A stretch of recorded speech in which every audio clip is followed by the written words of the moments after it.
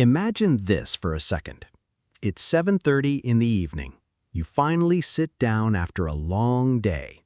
Maybe you were cooking dinner. Maybe you spent the afternoon playing with the grandkids. Maybe you were just running errands around town. Then you glance down at your legs. Your ankles look puffy. Your calves feel tight. You peel off your socks, and there it is, that deep indentation around your skin that takes forever to disappear. And you think to yourself, well, I guess that's just part of getting older. But what if it isn't? What if those heavy, tired legs aren't simply an age thing? What if your body is actually trying to tell you something? Because here's something most people never hear. Your heart is not the only pump moving blood through your body.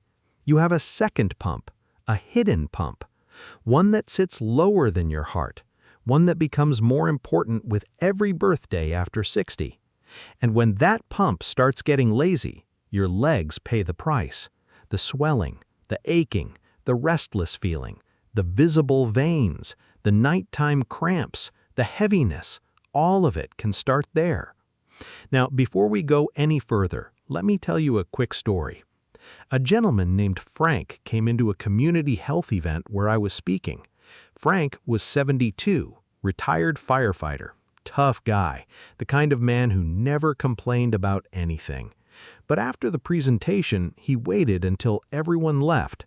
Then he quietly said, "Doc, can I ask you something?" I said, "Of course." He looked around to make sure nobody was listening. Then he said, "My legs feel like cinder blocks every evening." Not pain, not injury, just heavy, like someone had filled them with wet cement. He thought it was normal aging. His father had it. His grandfather had it. Every man in his family had it, so he assumed that was simply how life worked after 70. 3 weeks later, he came back, big smile, more energy, walking faster. And he said something I'll never forget. "I can't believe I spent years thinking that was normal." That's the trap. Millions of Americans are living with symptoms they've accepted as normal simply because they've lived with them for so long. But normal and common are not the same thing. A headache is common. That doesn't make it normal. Poor sleep is common. That doesn't make it normal. Heavy, swollen legs are common. That doesn't automatically make them normal either. And today, I want to show you something incredibly simple. No expensive equipment, no fancy gadgets from late-night commercials, no miracle supplements, no weird internet hacks. Just a few minutes a day using your own body and gravity. But before we get there, I need you to understand what's actually happening inside your legs. Because once you understand that, everything else makes sense. Think of your veins like highways. Their job is to carry blood back to your heart. The problem is this: your legs are the farthest point from mission control. They're working against gravity all day long. Every step you take requires blood to travel uphill. And the older we get, the harder that job becomes. The tiny valves inside our veins don't snap shut as strongly as they once did. The vein walls become less elastic. Muscle activity decreases. Many people spend more time sitting, and suddenly, blood starts lingering where it shouldn't. Traffic jam, backup, congestion. Now imagine rush hour traffic in downtown Chicago.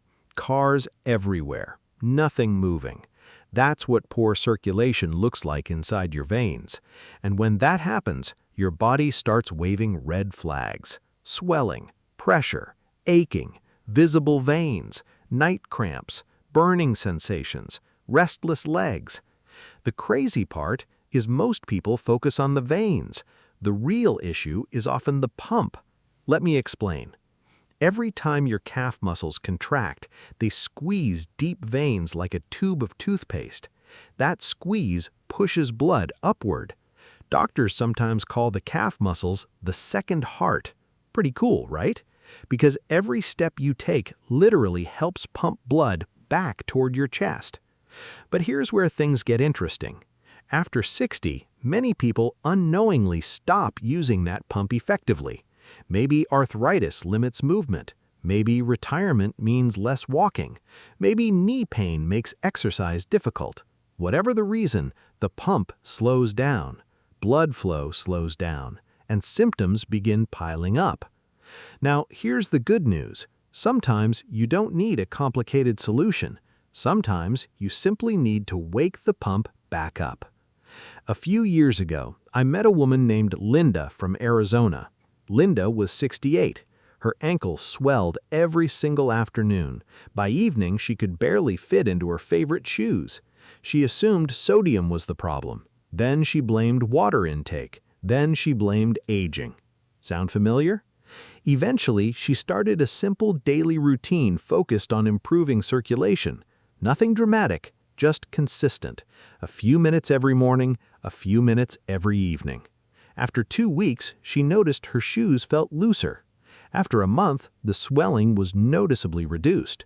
After 2 months, her husband commented before she did. He looked at her one evening and said, "Your ankles look normal again." Sometimes the people around us notice improvements before we do. Now, I need to make something clear. This isn't about curing medical conditions.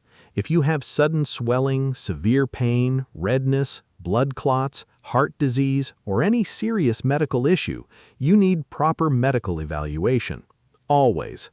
But for the millions of people dealing with everyday circulation challenges, there are simple habits that can make a remarkable difference. One of my favorites is surprisingly boring, and that's why almost nobody does it. Walking. I know, not exciting, not sexy, not viral. Nobody wants to hear that walking works. People want secret tricks, magic pills, revolutionary breakthroughs. But the truth, a brisk walk remains one of the most powerful circulation tools on Earth. The reason is simple. Every step you take activates that calf muscle. Every step moves blood. Every step helps reduce stagnation. In fact, one vascular specialist jokingly told me, if walking could be patented, it'd be the most expensive prescription in America. He's probably right. But here's the challenge. Some people already walk and they still struggle. That's where positioning comes in. Most people spend their entire day with their legs below their heart. Think about it. Sitting, standing, driving, eating, watching TV. Everything happens with gravity working against circulation. So occasionally flipping that equation can help. One gentleman from Texas described it perfectly. He said, "It's like draining a flooded backyard. Water naturally flows downhill. Blood does too. Sometimes all we're doing is giving gravity a chance to help instead of fight us. And that's why so many people feel immediate relief when they elevate their legs. Not because it's magic, because it's physics."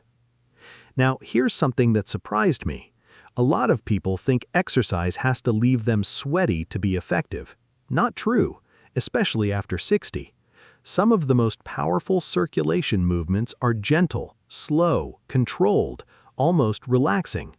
The goal isn't exhaustion. The goal is movement. Big difference. I've seen people hurt themselves chasing workouts designed for 25-year-olds. Then they quit exercising altogether. That's the worst outcome. Consistency beats intensity almost every time.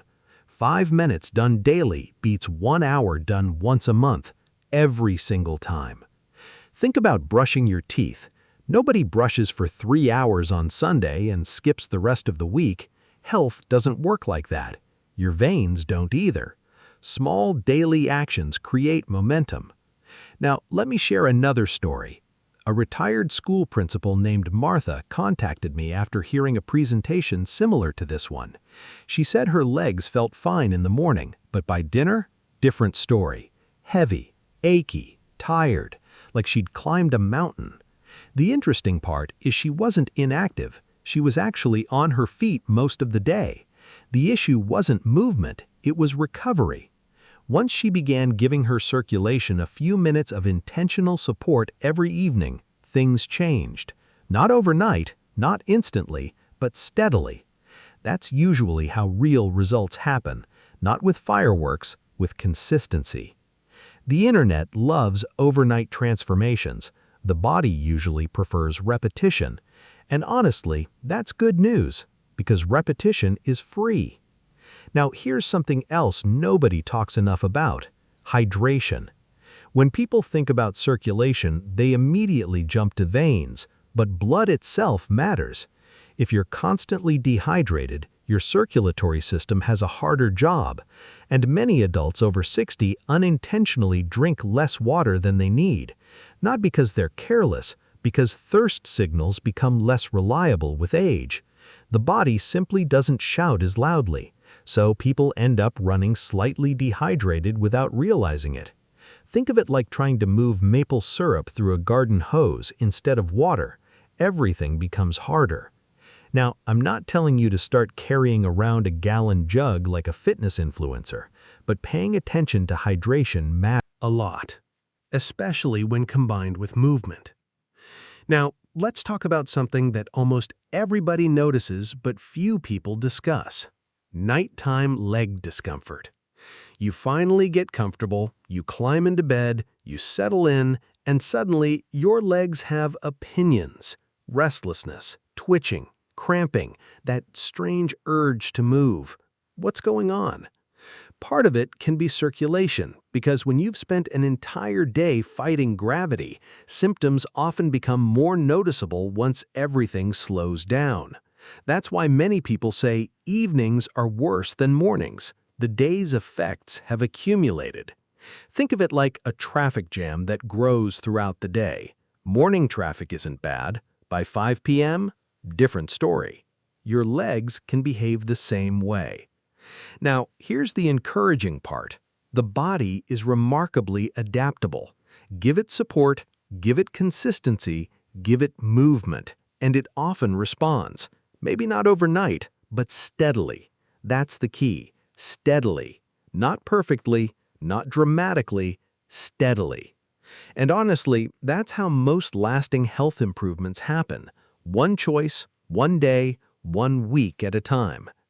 So, if you're sitting here right now thinking, my legs feel heavy every evening, or my ankles keep swelling, or I've noticed more veins showing up, don't panic, but don't ignore it either. Pay attention, start moving, support circulation, use gravity wisely, stay hydrated, and most importantly, stop assuming discomfort is automatically part of aging. Because sometimes the biggest mistake people make after 60 isn't getting older, it's lowering their expectations of what healthy can feel like. Your body may be older. That doesn't mean it has stopped adapting. It hasn't, not even close.